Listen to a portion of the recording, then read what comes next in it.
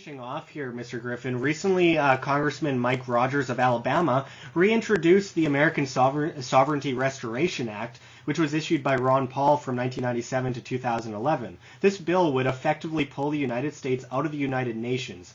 Can you touch on why it's so important to break free from the globalist power and all of its branches? I mean, you literally wrote the book on it more than 50 years ago, and it still stays true to this day. Well, sovereignty is an interesting thing. Just let's sharpen the definition. Sovereignty of a nation means that the nation is in control of its own destiny. Well, what makes a nation in control of its own destiny? What's that? Two things. It's money and it's military. As long as it has an independent monetary system that has value and is recognized around the world, and it's not eroding away the purchasing power of its own citizens. If it has, in other words, a real money system, and it has soldiers and sailors and pilots who can defend the nation against foreign attack, now it is a sovereign nation.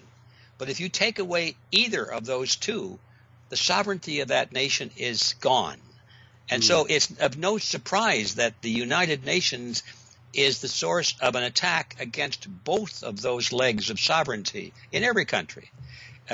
We're being conditioned more and more to send military people into battle under the UN flag. We call this the peacekeepers now. You know, we saw that in Korea, actually, as far back as Korea. U.S. forces were fighting under the UN flag. And, of course, now all the talk is about having the U.S. dollar absorbed into an international currency. And everybody's focused on the advantages and isn't it wonderful that we only have one army because that way we can't have wars. No. Yeah, and one world taxation as well. Yeah, isn't that wonderful? And they're thinking about, well, isn't it true that we only have one currency now? And they don't realize that those are the elements of sovereignty.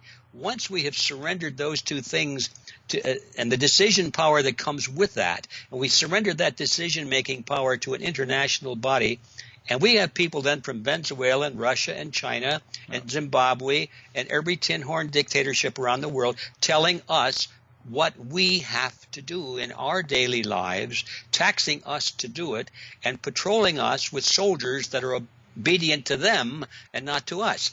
That's why it's important. Well, and it's so important to mention that I know that a lot of people think that there'd be peace on earth under the United Nations flag, which obviously, if you look at the amount of wars since their inception, is just not true. But, you know, the bigger and the more centrally planned state there is, the more coercion on the individual because there's less of a say from the individual. And I know the leader of the Libertarian Party of Canada has mentioned several times, you know, he says, I dream of a world with 7 billion countries, because it should all come down to the individual. And I'm not going to make that long moral argument for the absolute individual versus any state power. But the point is, it's so important that we think of the freedom of us as individuals rather than think of some even bigger power, some larger power controlling us, because that will not end well. There are such things as civil wars. There are such things as you know, the state being out of control, and when, well, that goes without saying.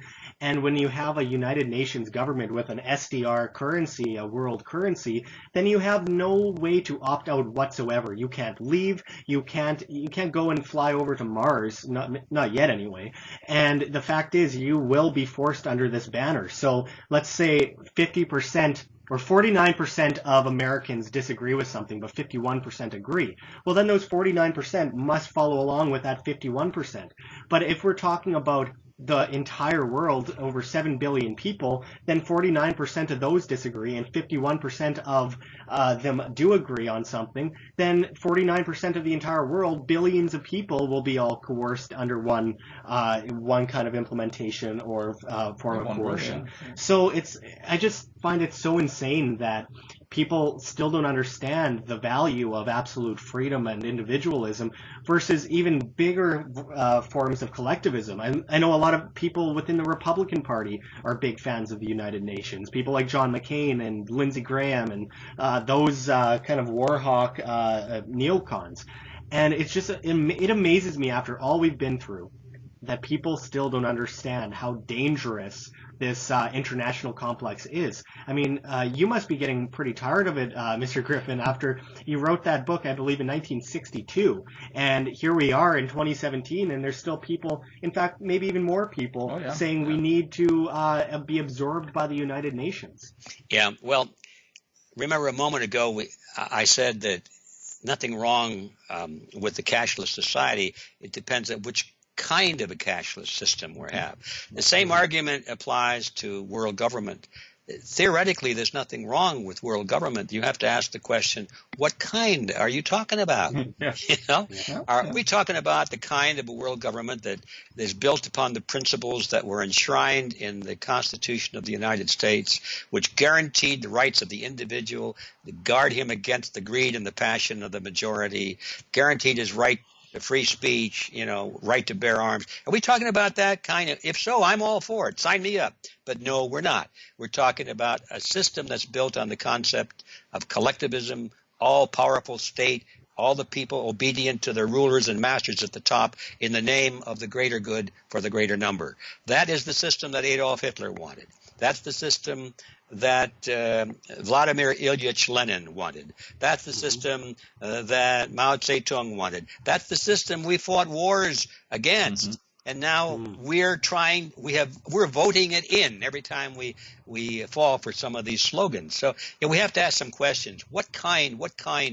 I want to know more. If people would stop just accepting things on the basis of slogans and how the words make them feel and start examining the substance, peel off the labels, look down, see what's underneath there, we'd be a lot better off. Now, the question is that possible? Is that the kind of a system that's possible? Is it possible that most people in any nation are going to take that kind of interest and have the ability to pursue that? Now, that's not our topic today, but if anybody wants to hear my thoughts on that, I urge them to come to our website, which is freedomforceinternational.org. We deal with that at some length. And I'll give you a little clue. It's not possible, in my view, but it's not so bad as it may sound, because there are ways to prevent the minority that always acquires control. Every system is always run by a minority. Less than 3% of the population always dominate a social system, but there has never been a way to prevent that 3% from becoming tyrants. And, absolutely. But there is a way, and that's the mission of Freedom Force, is to make sure that way now is instituted globally. No, you do incredible work, and we're going to get right into that just to finish it off. But I just wanted to mention, as you mentioned, this has been talked about by Vladimir Lenin, by Mao Zedong, and people of the likes. And, of course, in American propaganda and media, going back to the 1940s, we saw things like the film State of the Union with Spencer Tracy, where he's talking about creating a new world order and global government.